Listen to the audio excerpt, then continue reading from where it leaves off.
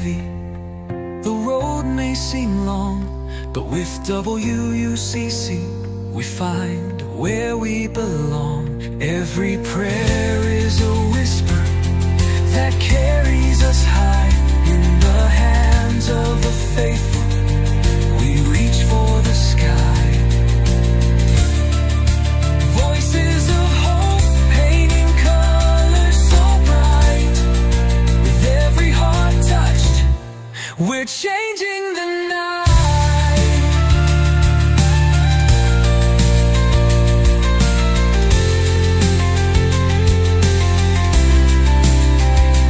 Listen daily, let the message ignite. At WUCC we walk in the light, where you get to meet with your daily bread.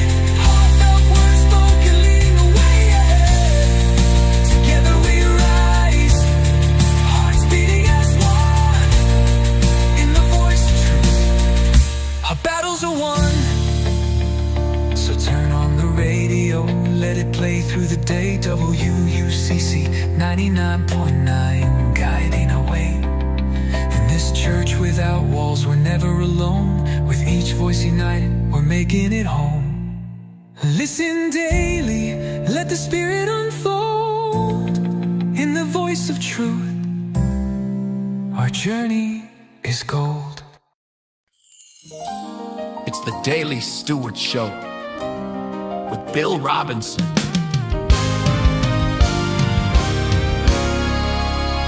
What does God's Word say about stewardship? Being a good steward. Working out your salvation. Sharing the gospel, Casting out demons. Healing the sick. Fulfilling your role as husband or wife. Attending church. Work. handling money, Gifts and talents. teaching us what Managing our time. Yeah, there's a lot to say. Wednesdays at 10, here on WUCC 99.9 FM.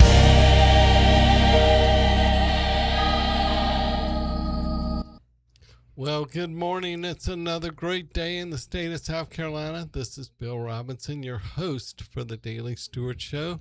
I'm here with the great pastor, Bill George from University Parkway Church of God. Hello, everybody. Got a great show today. Yep, and we're surrounded by some wonderful women of God. So we have Pam and her daughter, Kelly, and also Nancy here. And we'll have them introduce themselves in just a minute, but y'all can say hello if you'd like. Good morning. Good morning. Hey, everybody. He said say hello, not all those other things, you guys. Hello. Hello. Hello. Hi. Hello.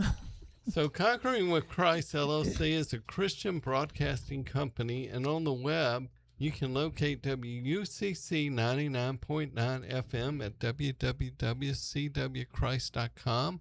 That's www.cwchrist.com. And on the website, you can find phone numbers and how to support the ministry of WUCC 99.9 FM. If you want to reach me, you can at bill@thedailysteward.com.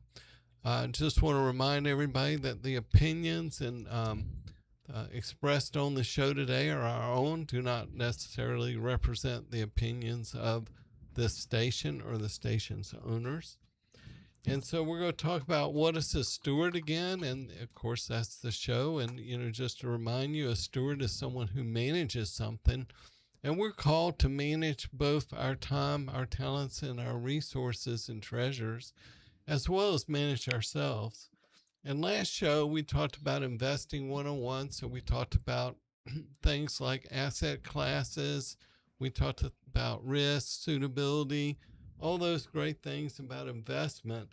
And so today we're going to be talking about leadership, and we're pivoting over to leadership and really talking about, how does God and how do we look at ourselves in terms of the path that we take and how we're supposed to lead. And, I always have that phrase, lead from where you are. So this is for all those looking for direction, including young people especially. So let's get started. So Kelly, I'll have you introduce yourself first. All right. My name is Kelly Fothergill. I'm a wife and mother of two. I have a 21-year-old and 17-year-old, and I'm a Navy veteran. Great. And how'd you ever get started in the Navy? What attracted you to get started out in life that way? I thought it'd be fun to travel the world. And did you? Absolutely. Yeah. And I bet you have a lot of Navy stories too. Yeah, I sure do. I've been to many, many countries. Right. And what did you do at the Navy? What was your main? I was an aviation ordnanceman, so I assembled bombs and dealt with missiles. Wow. Yeah. And you didn't bring any of those today, did you? I did not. No I left those. That's good news. What are some of the countries you went to? Spain, Greece, France, Israel, Dubai, UAE. Yeah, to name a few. Yeah, wow. So you must be just nerves of steel when you're dealing with bombs. That's pretty. I was watching a video on that, by the way, and it looks. They were saying it's pretty dangerous. I mean, you're having to make sure everything is just right and all the fuses are correct, etc. Well, I didn't actually do the fuses part. That was done for me prior to it coming to us. But you definitely have to be mindful of everything when you're there, because Right. it's all still very dangerous. Mm-hmm. Yeah. Yep. And Pam, Yes, sir. would you like to introduce Oh, yourself? sure. I'm just thinking about the bombs. I'm like, oh my gosh, my daughter in bombs. Pam Morin. Go to University Parkway Church of God. Have 3 children, 5 grandchildren, and very happy to be here with y'all. Yep, and we say a shout out to your daughter Michelle, who was Yes. going to be here, and some things came up. She wasn't able to join us, so we're thinking about her today. Yes. And then Nancy, you want to introduce yourself? Hi, everyone. I'm Nancy. I'm Bill's daughter. I am a member of University Parkway Church of God, and I'm excited to be here as well. So for the young people today and people that are searching, we're going to be talking about transferable skills today. And Pam, you and I talked about this. One thing that we have in common is you were in the restaurant business early on. I was in the restaurant business later in life, but it's a great business to learn a lot of skills. It is. So can you tell us a little bit about what you did and how you learned to deal with people? Well, my dad had a donut shop, and it was one of 3 in our family, all named after the oldest daughter. And in my case, it was Pam's Donut Shop. When I was 11 years old, I was pushed out of the back door into, where my dad made the donuts to go up front and wait on people, and I was terrified. But I worked there during summer vacation from school and school break and all of that until I went on to college. And I learned a lot. I learned how to be with the public and how to be comfortable with the public. I know that those years of the faith my dad put in me as he trained me, to not only wait on customers, to check in orders, to cash out the register, to interview people, to hire them and so forth. It just grew year by year by year. And I know that the fact that I love public speaking, I'm comfortable with people, had to do with that training that early on. As I, grew and took on other different jobs throughout my life. That was a big part of it. And knowing it was a small community, so getting known in the community. Right. And just the friends that you make. Yep. It's important. And then it makes you, I think, have more confidence in yourself, because my dad believed in me. Mm-hmm. And as I grew, I learned that I do have gifts. I do have talents. I can use them and have put them into use in other jobs that I've had over the years. Yeah, I think it's as you said, it's really important as a young person, especially to start dealing with the public early. And a lot of these retail jobs, entry level jobs, are looked down on by people, but that's where you really learn about how to work and the value of work, but also how to deal with people, how to communicate. So that's so important. It is. And Kelly, you mentioned you started out in the Navy and doing ordnance work, but you were probably part of a team. But just tell us a little bit about how you learned some transferable skills through that experience and anything leading up to that experience. One of the main things I took from the military was attention to detail. At one point, I was on a mine, an underwater mine building team. And so we would take one of the 500-pound bombs and we would turn it into an underwater mine. And so every person on the team had a very specific job to do. And so for hours and hours, we would train. People were done work and on vacation. Our team was training. And so, we had to really hone in on our specific task.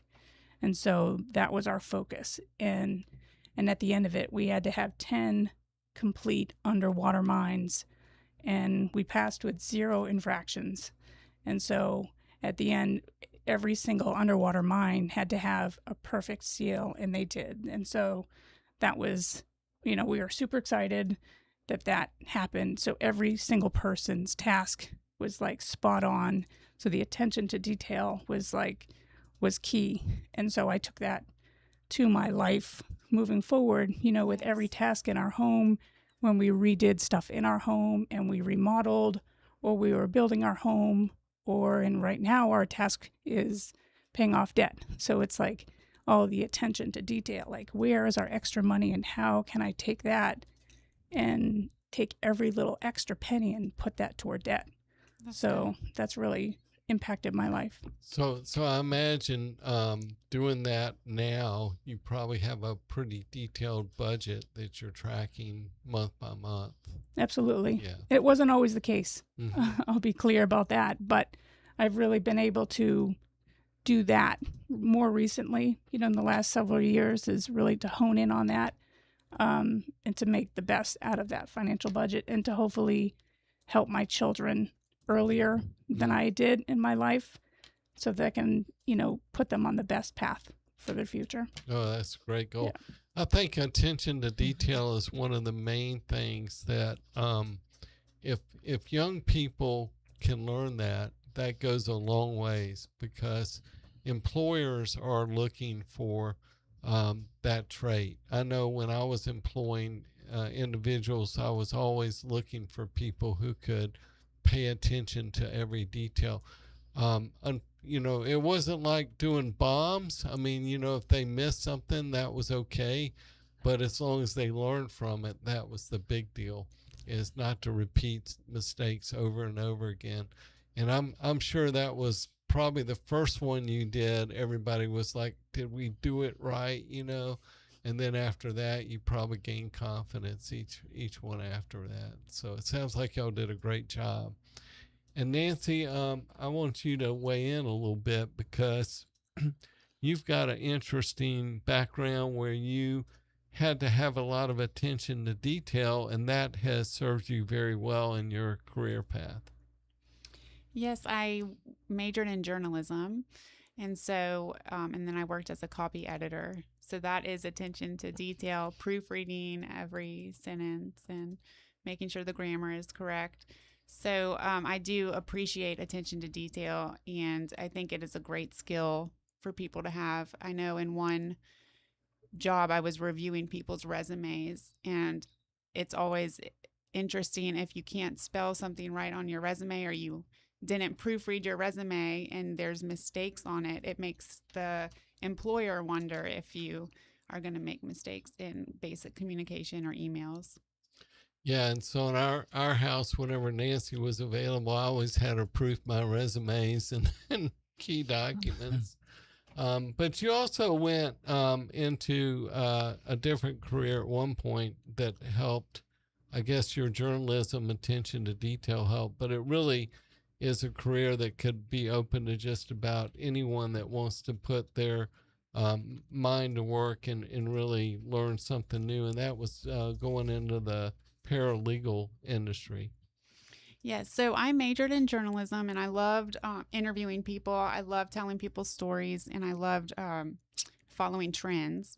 That industry changed a lot, and I found myself as a single mom, I needed a job that I could find in any city and that was reliable and that had transferable skills. And that was a paralegal certificate that you can get at community college or your local trade school. It's a 1-year program. It can be a 1-year program, and you get the basics to enter into the legal field as a paralegal, or which is a legal assistant. And you learn the procedures of a lawsuit, the basics, and it's a great opportunity for those looking for a career change that is very feasible. And I got a job right away after I graduated at a law firm, and it was a great experience. Yeah, it really, I really got to see you grow through that and learn about bankruptcy, which was the area that the attorney you were working with, and how that expanded your knowledge. And then you ultimately worked in a big corporation for general counsel as one of their support people as well. So, like you said, that can really carry you into a lot of different opportunities, correct? Yes, there's all areas of law that you can work in, and there's different. So, Pastor Bill, you've heard all these transferable skill stories. What do you think? Any comments or suggestions, especially for young people out there? Well, I think it's important for you to decide what you want to do, and then, talk to somebody like one of these ladies about how do you get into that, and was it worth it? I'm thinking about Kelly being all over the world. I don't want to go down to Walmart, but there are some people out there that would have that desire and stuff. So who better to talk to than someone that has done it? It's just like in my business, who better to talk to than someone that knows Christ as yourself, your Savior. So Right. It's always a good idea to talk to somebody that has that knowledge. Mm-hmm. Yeah, and Kelly, I forgot to tell you, when I was a scout leader, we ended up going to the USS Yorktown up here in Charleston and spending the night in those little bunks. I don't know if you were on a bigger carrier, but I don't know if anything had changed as far as quarters. Oh, they're still very small. But it was a heck of a good night's sleep. Yeah. Yeah. That's so when we look at leadership traits, and we're talking about transferable skills, a lot of the traits that you see on Facebook or LinkedIn or other social media, they vary. There's virtually all kinds of lists out there. And I went and grabbed one off something called Center for Creative Leadership. And these are the 12 characteristics of a good leader that they happen to have. And I'm just going to read them, and I may stop and ask for comment. But their first thing is self-awareness, and we're going to talk about that a little bit more. I think all leaders need to be self-aware of, especially kind of looking at themselves for improvement. And then respect is important. It's always important to have the respect of the people that you lead. And that usually ties into integrity as well. And then compassion is big, because you do want to have some compassion. You don't want to be a tyrant when you're leading. So you want to be at least open and able to listen to other people's opinions and not, be closed-minded. You want to have a vision. And, when you look at all these leadership traits, a lot of them tie back to the Bible, because, it says the people will perish if they don't have a vision. So that's very important. And then we talked about communication earlier, but that communication we'll talk about a little bit more later as well. And then there's something they list as learning agility. What do you think that means? Anybody have a thought about that one? The way I look at that is agility being the ability, first of all, to be open to learning, but being able to learn from different sources, being agile. Flexible? Yeah, flexible.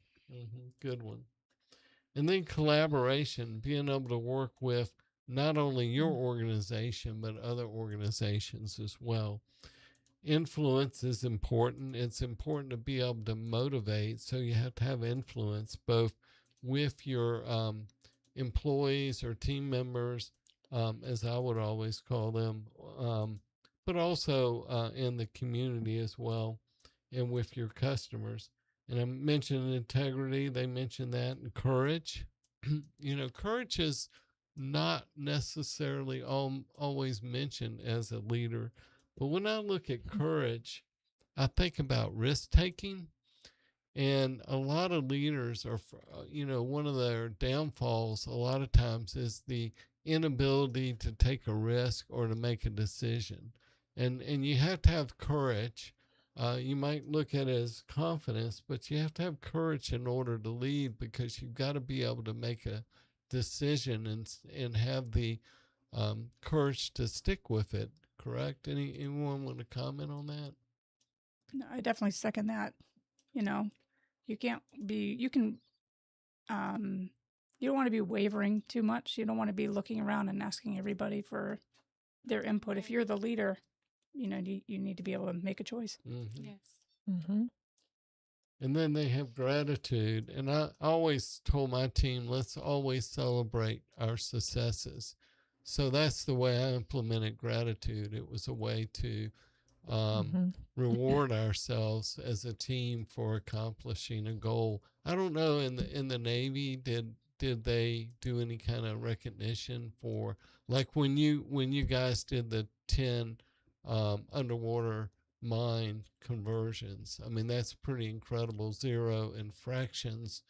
How did you celebrate? Was there a way to celebrate that or recognize that? I believe there was an award for everybody.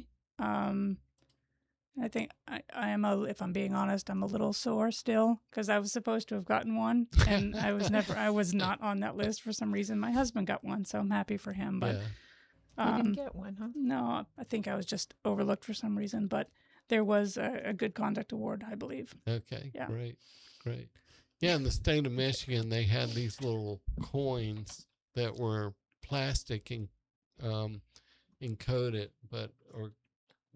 encased, but they were leadership coins, and they would give those to people, or we could nominate as leaders, employees to receive that. And if somebody completed something significant, I would nominate the team or that person for awards like that.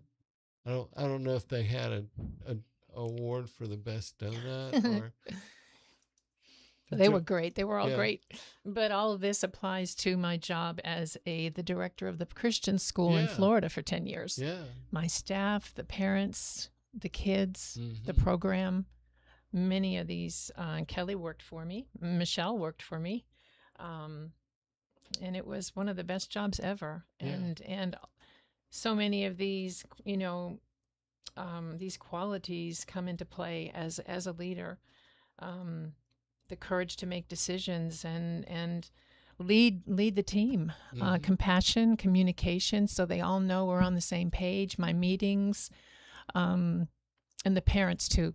I could never communicate enough to let them know, so that they're comfortable about decisions I had to make or changes that were coming, or the kids. All of it was very, very important. Yeah, and you got that position kind of out of the blue, Yes. right? I But sure but did. you had all those skills from the donut shop that transferred over. Yeah, I think actually what I had done previously was I put together the Vacation Bible School program for 2 weeks at the church.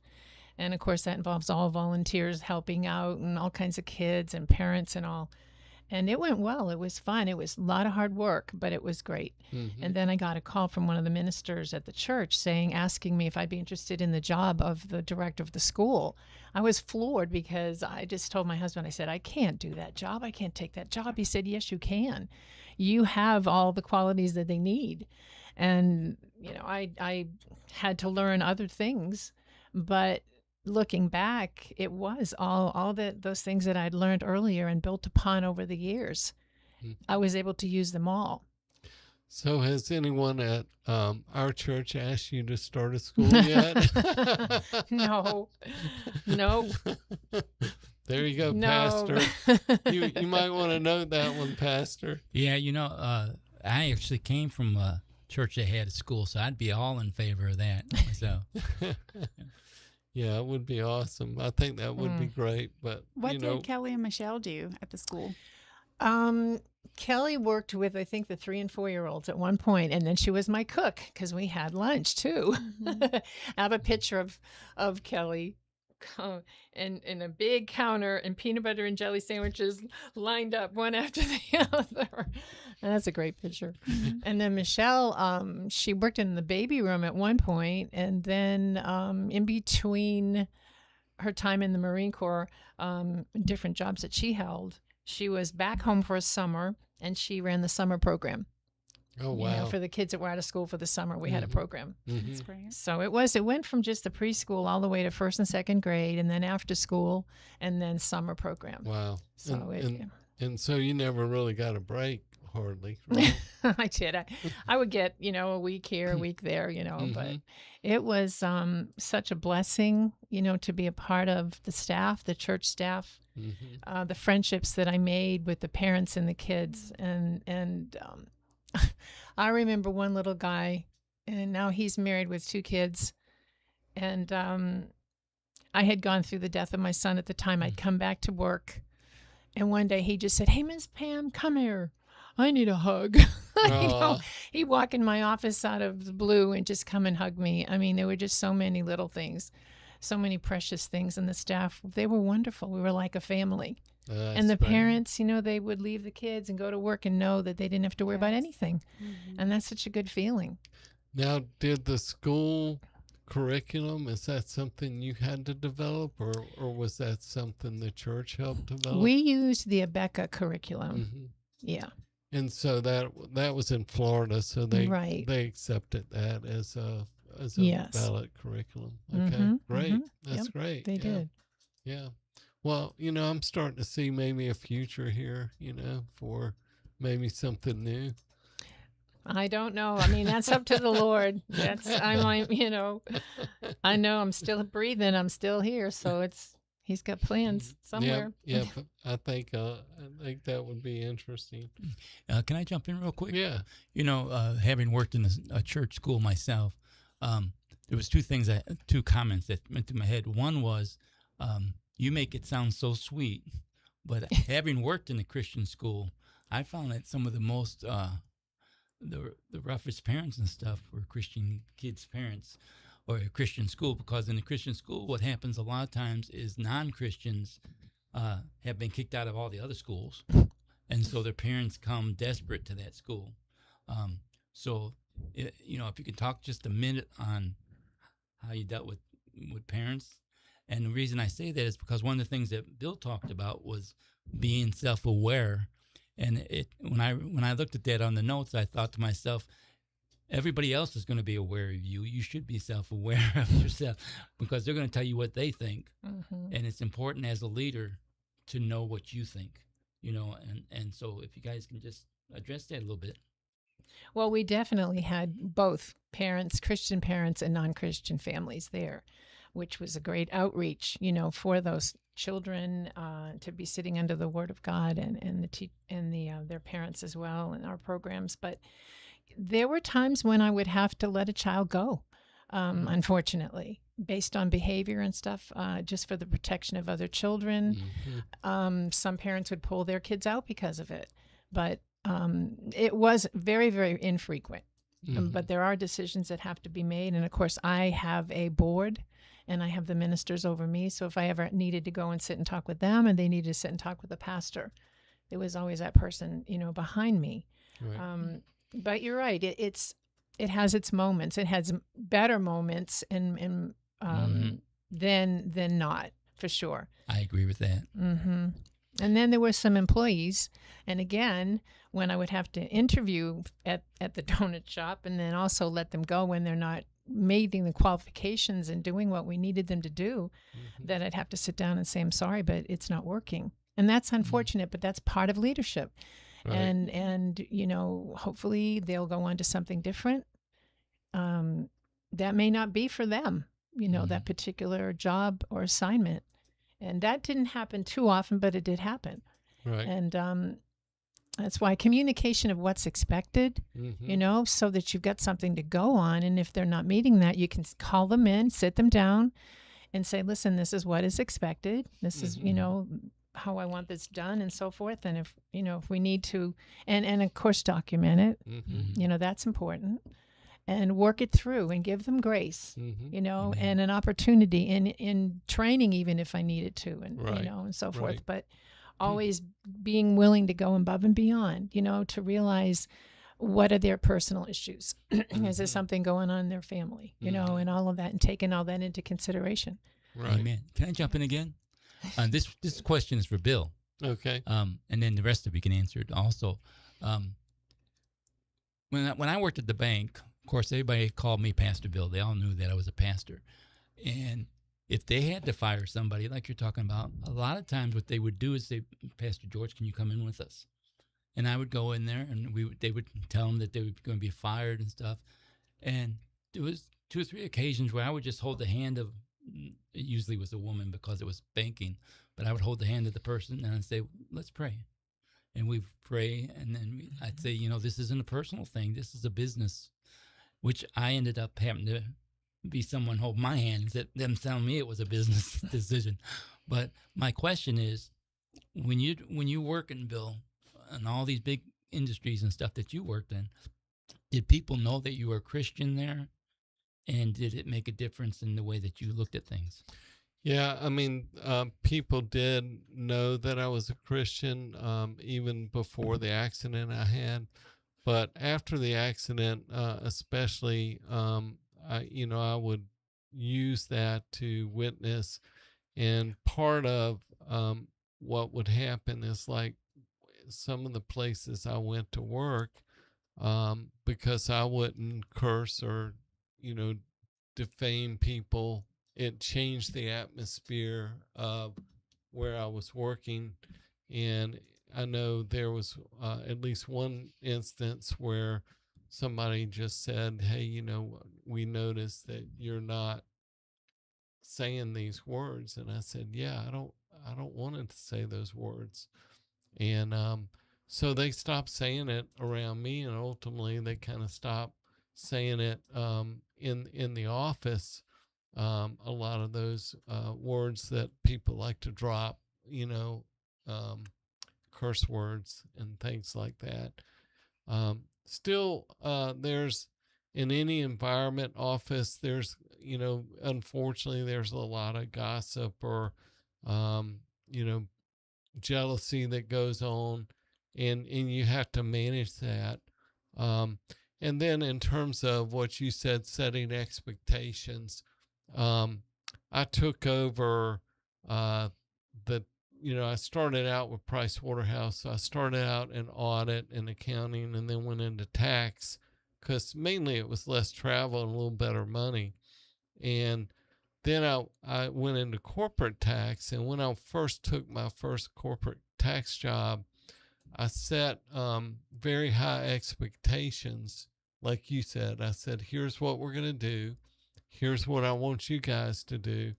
And then to show that I was a person that was going to change things, everybody had these, I'll date myself, but these little computer monitors that were amber. They were not color. They were, I don't know if y'all remember those, but they were the first monitors that came out. They were like this long, and maybe the screen was like this, but they weighed a ton. and color monitors had just come out. So what I did, because I heard them complaining about the older computer equipment, I replaced all the computer equipment for them. So what I tried to show them is I was willing to invest in them and provide the right tools to make them successful.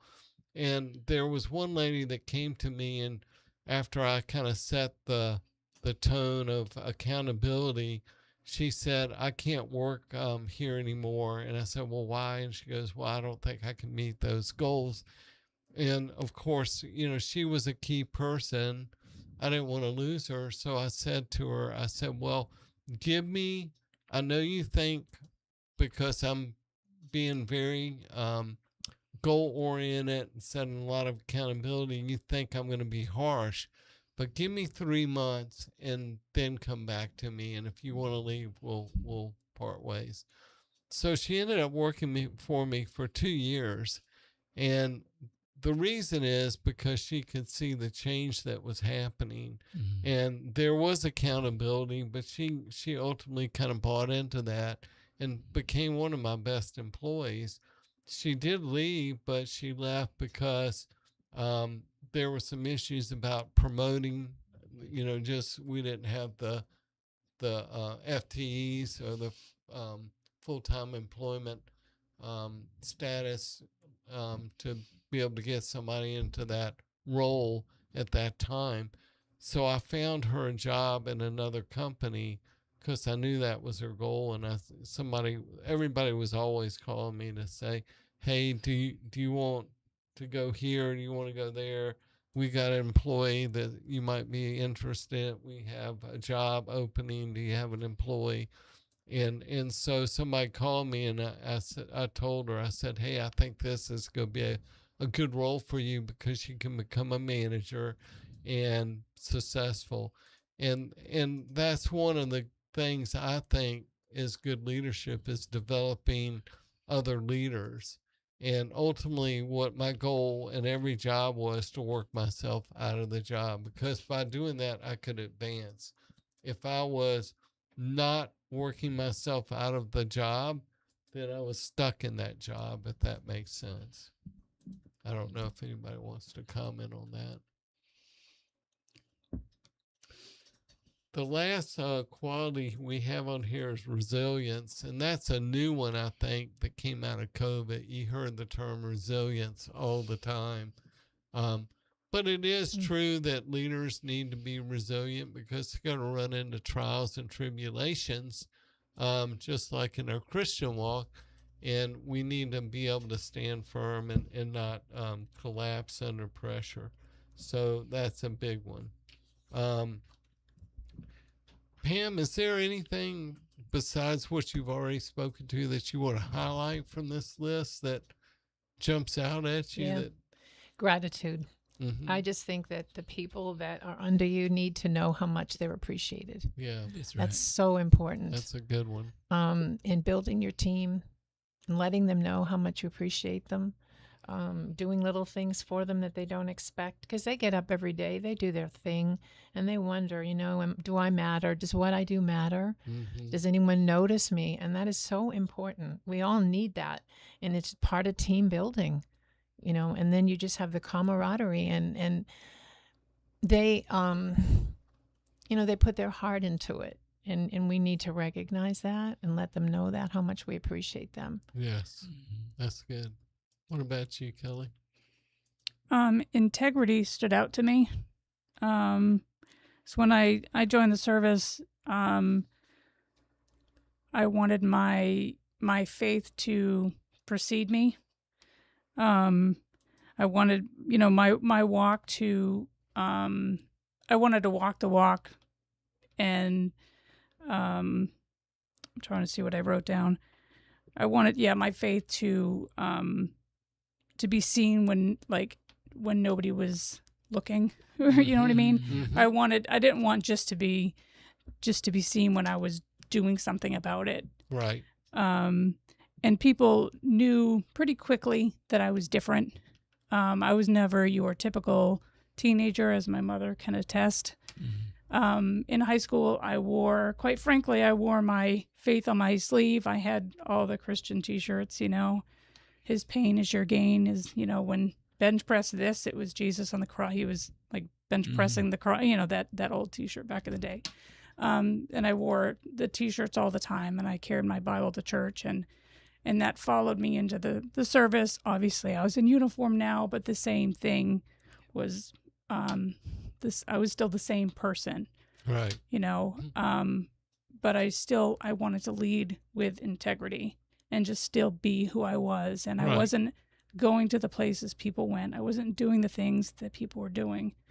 So in that way, I was standing out, and I was still having as much fun, if not probably more fun than the average person on a 6-month deployment and not doing the things that people were doing. And other friends were saying, I had the most fun being out with you than I did, indulging in too many beverages. Right. So thank you for showing me that I could have that much fun. Yes, I love that. So I think She had a lot of pressure put on her by others to participate in a lot of ungodly things, and she maintained her integrity. Yeah. Yeah. That's Yeah. good. I think that's a good example of just leading from where you were at that point. Despite where you might have been rank-wise, you were still leading in a position that witnessed to other people. And like you said, integrity is important. And a lot of people don't understand what integrity is, but I think you explained it very well. And Nancy, do you have anything that jumps out at you off that list? Well, I wanted to reply to what Pam said about gratitude. I've noticed that in jobs I have, the more the employer rewards me or gives encouragement, the harder I want to work for them. So yes, it's very important to acknowledge the hard work of your employees. I think taking initiative is a trait that it's always been important to me, and I think anticipating needs and taking initiative is a good skill to have. Yeah, that's a really good one, and that's not necessarily on the list. And I would say it's not necessarily on this list, but humility as a leader. You've got to be able to admit that you're wrong, and in my leadership positions, sometimes I made the wrong decision, and I would own it. I would basically tell everybody, hey, we didn't do the right thing here. It was my decision to go forth with this, but we're going to adjust and do something different. So it's always important to learn, even as a leader, and have the humility to do that. And so, Pastor Bill, I don't know if you want to think about anything on that list that you saw missing or something you wanted to highlight. Well, as you're saying that, so many things went through my mind as y'all were talking. But one of the things that went through my mind was about the gratitude. I worked at a church school, and I was new to the place and everything, and it was some holiday or something, I don't remember. But I went around and I put candy on all the teachers' desk. And later on in the day, they said, we thought we were in trouble. And I said, why? They said, well, the last time they gave us something is they were going to yell at us, and they never received anything. And I thought, that's terrible. But fast forward to when I worked at Wells Fargo, every time I'd walk in and there was something on my desk, I knew it was going to be a bad day. And the reason I say that is whenever there was something in the news, they were opening accounts for somebody or whatever, they knew it was going to be hard on the tellers, so they would give them something. That's not gratitude. Gratitude is something that you do every day, and it's something that you really show people that you're important to me. And I think about the way you do things. And the other thing I was thinking about is, in order to be a leader, you got to be a follower. You got to be willing to step back.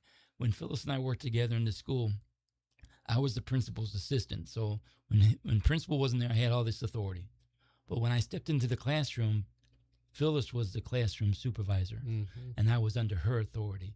A good leader has to understand that when you're leading, but when you're following, you're following. And I think that, all the things that you've mentioned have been so good, but these things as you talk, these things pop in my head. Yeah, yeah. Another one that comes to mind is positive attitude. And, one thing that I used to do, talking about gratitude, walking in, I would always put what I would say my game face on. I'd be, upbeat, walking in. No one wants to see the leader walk in like with their head down, not saying Gonna be hello a to bad day. anybody, and then going in their office and shutting the door and not coming out till 5 p.m. or whatever.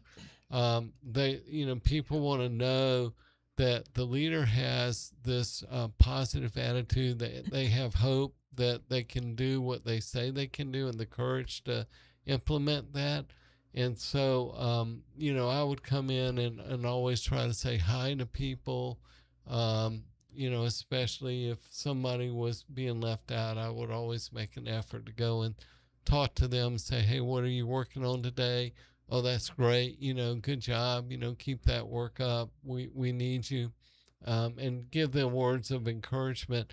And it wasn't, I knew enough about what was going on that it wasn't kind of like a false encouragement, if you know what I mean. It was really heartfelt. And I think they could detect that, because people, aren't stupid. I mean, they understand whether you're just being kind of, the word I'm looking for, just Condescending. yeah, just saying things that you don't mean, just for the sake of saying it. If I had something to talk to someone about, I would talk to them about it, and then we'd be able to work together. After that, it was not a way to tear somebody down, but was really trying to build them up and help them to grow. And sometimes those words are not hard or not encouraging, but they have to be said. But I try to encourage people as I walked in the door. Being accessible is important too, so they know they can come to you if they have questions and concerns. Yep, very much so. And then leaders, they need oversight too. And so I had a group of people, usually above me and below me, that were, I would say, almost like confidants or consultants, that if I thought about something to do, I would go and say, what do you guys think about this if we went this way? And I'd get some input before making any kind of major decision, especially if it was going to be one that cost a lot of money. So I don't know if you want to comment on that, Nancy, or you have any thoughts. Making a decision, getting the input of others. Mm-hmm. Yeah, because it's good to have wise counsel around you. That's a biblical principle. But I'd be curious how it worked in the military, Kelly. Making big decisions. Yeah, like the chain of command and. I mean, I was on the lower end, so we just did what we were told. Yeah. Yeah, that's basically the answer for me anyway. How about when you worked on the helicopters? Was that different? Were you more free to do other things then? Free? Well, No, I mean, I was a superior in the way that there was a smaller amount of us, so but still I just had to do what I was told, and it was just I was the one in charge of my little spot, but I'm still having to do what the next person above me. So it's not really the same. Yeah. Yeah. Mhm. Any other thoughts, Pastor Bill, on that? Well, my mind just goes 1,000 miles a minute.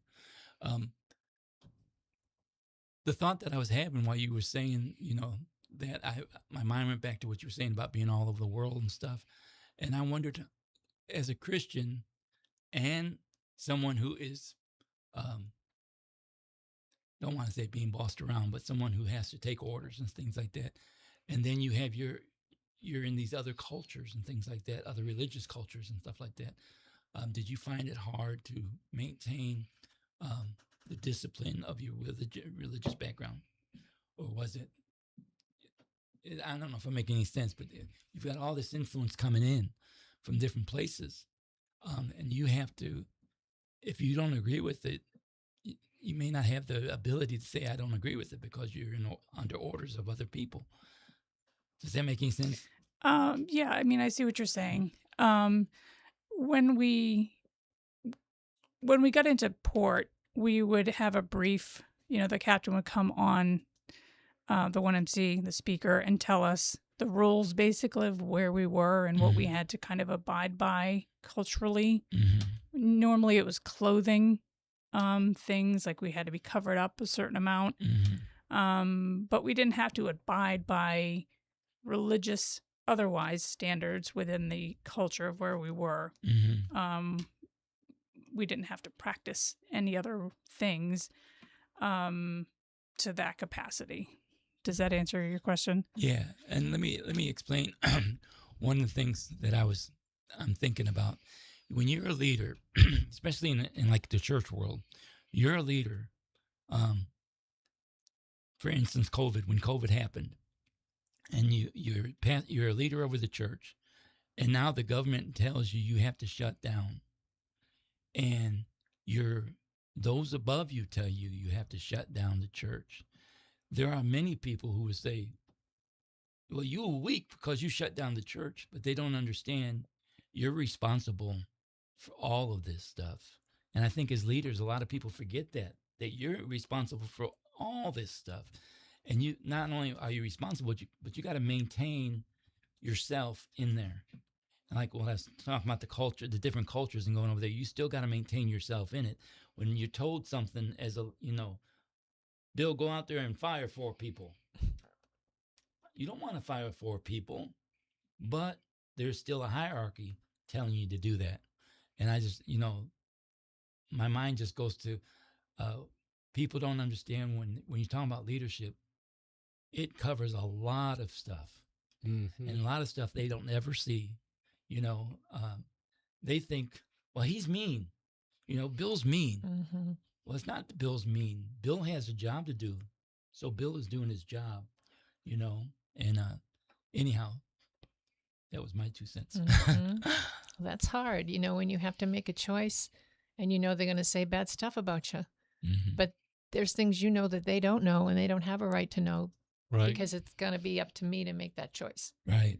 I had a lady, God love her, in the baby room getting older from old school.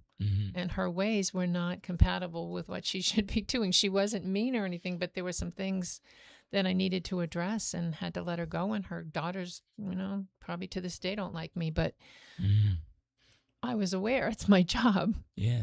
To have everyone's and doing their job well. A whole nother can of worms there, because we do get older and we are set in our ways. Yes. Unfortunately, I'm not in the work world so much anymore, but you get set in your ways. And as a leader, you can't be set in your ways. You have to be set in the day-to-day operations. And when you see someone like you're talking about that's set in their ways, and you have to make a decision we're talking about rough decisions that leaders have to deal with, That's my point. Yeah. Leadership is rough. True. It is. When I was working as Chief Financial Officer for National Linen Company, right before I did that, I was in charge of acquisitions. And so I would go out and buy smaller linen companies, and then we would have to basically integrate them into the operation. So they gave me operational control after I bought them on behalf of the company to then integrate them. So what I would have to do is you'd have to take the culture of your organization and try to make sure that the new organization was going to adopt that culture. And many times I stood on the loading dock talking to the drivers. And because we were a big company, we had to abide by US DOT rules, which meant every truck that went out on the road had to have a certain amount of tread on the tires. There had to be an inspection. There were multiple things that you had to do to be able to drive that truck. One of them was you could not have drivers under the influence. And so a lot of these small companies, drivers would smoke weed or they'd be doing something on the weekend that would carry over into their job Monday. And so I'd stand on the loading dock and I'd say, okay, here's the rule. Now that we bought you, we're going to do drug tests in 30 days. And everybody, and why 30 days? Did anybody know? That's what To get out of their system yeah. if they were on Yeah, something. yeah. Mainly marijuana Yeah. takes 30 days to get out of your system. So I'd give them a heads up. I'd say 30 days, we're going to do drug tests on everybody. And if you have any drug, if it comes back positive, you're fired. I mean, we have no latitude in that.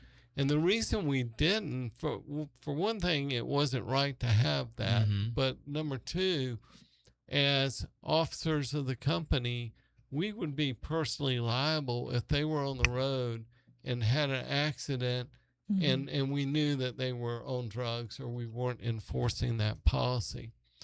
And, you know, policies are only as good as the enforcement.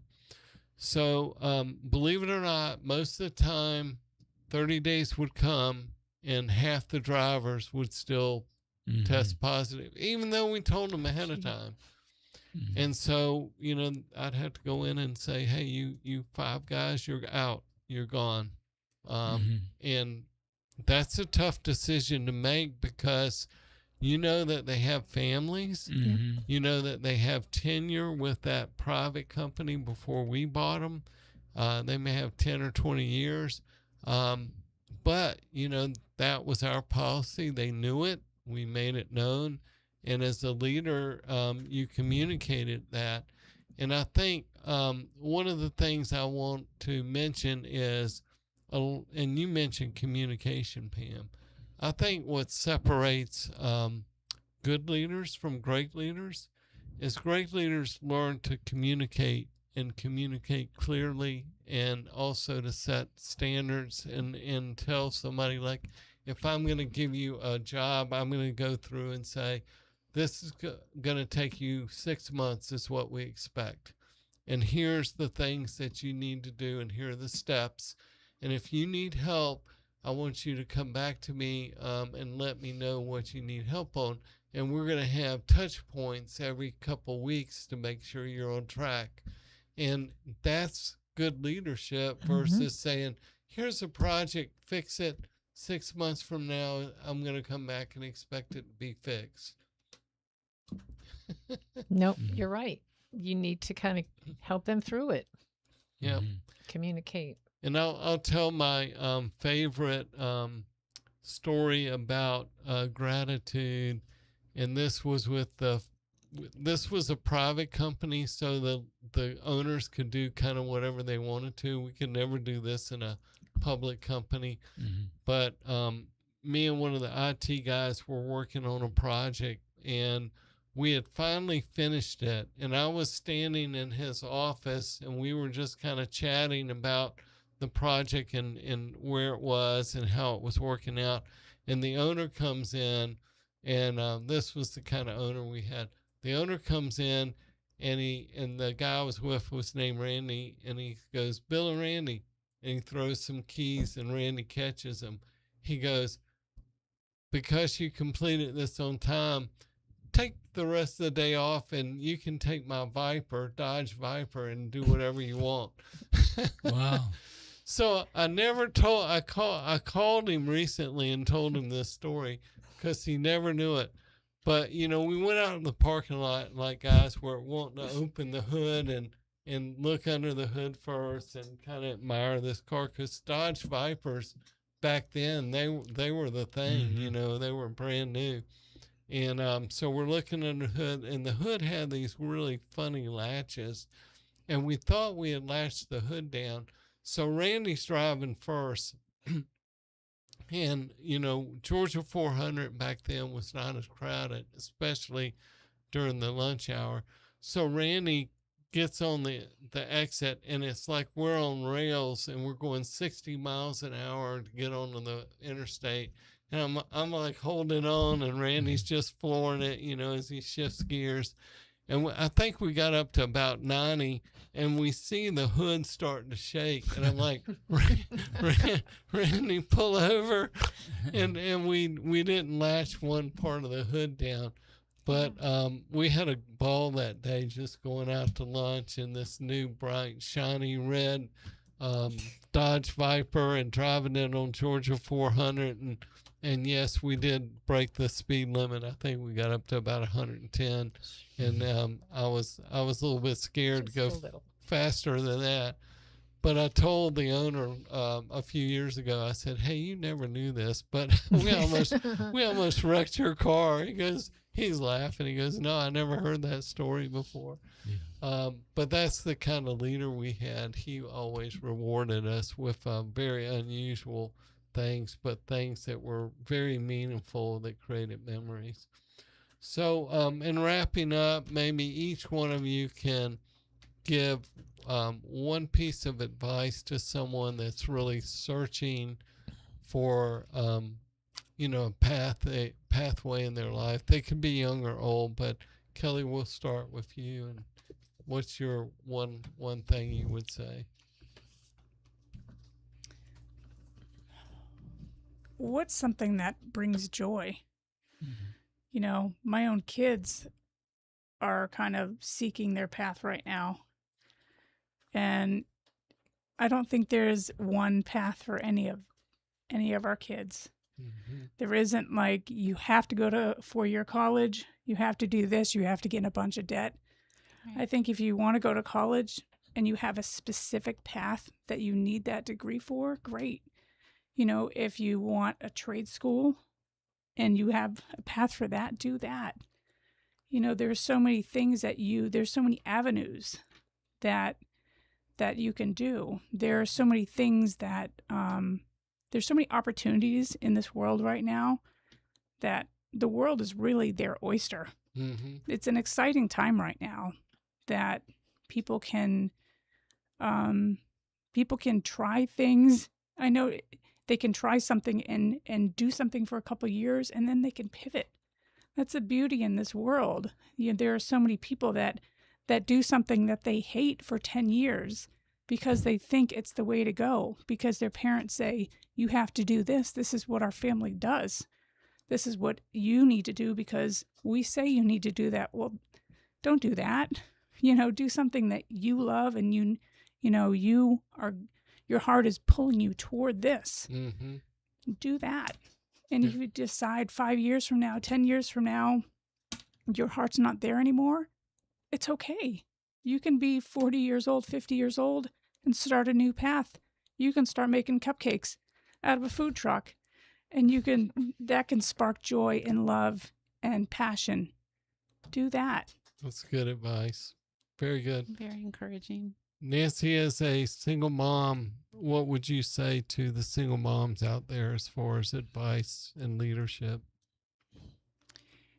Pray for God's will in your life, and God can restore the years the locust has eaten. Amen. And declare that over your situation. And also a verse that got me through a lot is also, redeem my life, God, from destruction.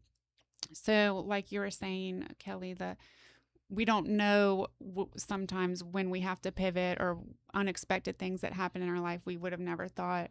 But God will restore the years the locust has eaten. And pray also, order my steps, God. Mm-hmm. Psalm 37:23, order my steps. Amen. Take me where I am to where you want me to be. Mm-hmm. And Pam will give you the last word. Well, part of what Kelly said jumped out at me. I thought of heart. Follow your heart. Pray, seek the Lord and his guidance and his direction for you, because he knows you better than you know yourself. He knows what he's put in you. He knows what he's planned for you. I wouldn't have chosen the Marine Corps and the Navy for my kids. I was shocked. I'm like, what? But that's where they went, and like Kelly said, you can pivot at any point, to be open to what the Lord has. I mean, it may not always be the same thing, because we're all gifted in many different ways. Right. And God uses us in different ways, yes, too. he does. Yeah. No, that's good. Well, until next week, steward yourselves because God's given you a lot of talents. And we do not know the time, the day, or the hour in which Lord Jesus Christ will return. So live out your day in excellence. Until next week, we'll say goodbye. Thank you, Pastor Bill, for today. Thank you. I enjoyed it. See you later. Thanks for watching. Won't you tell somebody to join you next week for the Daily Steward Show, Wednesdays at 10 a.m. right here on WUCC 99.9 FM with Bill Robinson.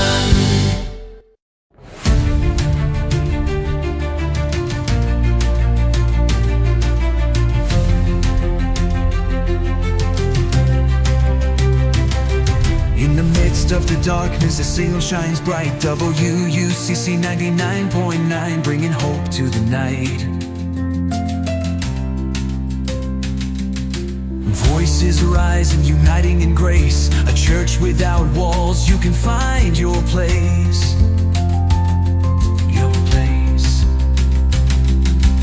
24 hours, the truth comes alive. With every story shared, you can learn to thrive. Spreading words of faith into the air, guiding our spirits, showing we care. Listen daily, let the message ignite. At WUCC, we walk in the light, where you get your meat with your daily bread. Heartfelt words spoken, putting light on the way ahead. Together we rise, hearts beating as one, in the voice of truth. Our battles are won.